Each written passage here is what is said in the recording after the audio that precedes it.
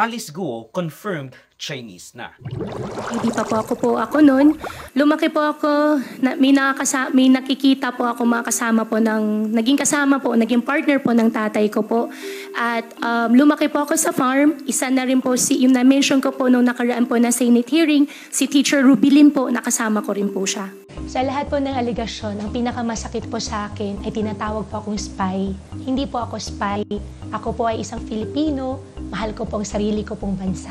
Or redacted, fine shit from the mountain of Bamban, Tarlac has now been confirmed to be 100% chinito fine shit from Fujian, China. Ineneklarang void ab initio through the conclusion ng Manila Regional Trial Court ang pagka-mayor ni embattled now Chinese national Guo Huaping, also known as the former mayor Alice Leal Guo. Ibig sabihin, void from the very beginning ang kanyang pagka-mayor. Dapat hindi siya naging mayor and walang bisa ang kanyang pagka-mayor. Nagsimula ang istorya ni Guo Huaping nang ma-raid ang isang pogo hub sa kanyang syudad.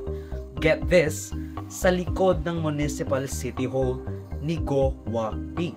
Nagmumukhang guest house tuloy yung Municipal Hall sa laki ng pogo hub sa likod ng City Hall niya.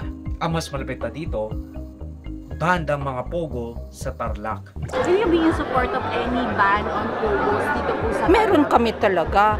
As early as January 2021, we've already had a resolution. And in fact, nire-reiterate, kaya I asked Vice Governor David to convene the i-reiterate na yung aming ban, di ba, on illegal and pogo, di ba? Pero that's not what caught the people's eye. Ni-raid ang Pogo Hub dahil sa mga human trafficking cases na naisiwalat ng pasuking ito ng pulisya. Nalink si Alice Guo sa Pogo Hub na yon dahil sa kanyang connection with it from the very beginning. Una, may ebidensyang nakatanggap at nag-disburse siya ng pera sa pagpapagawa ng Pogo Hub sa likod ng Bamban Municipal City Hall.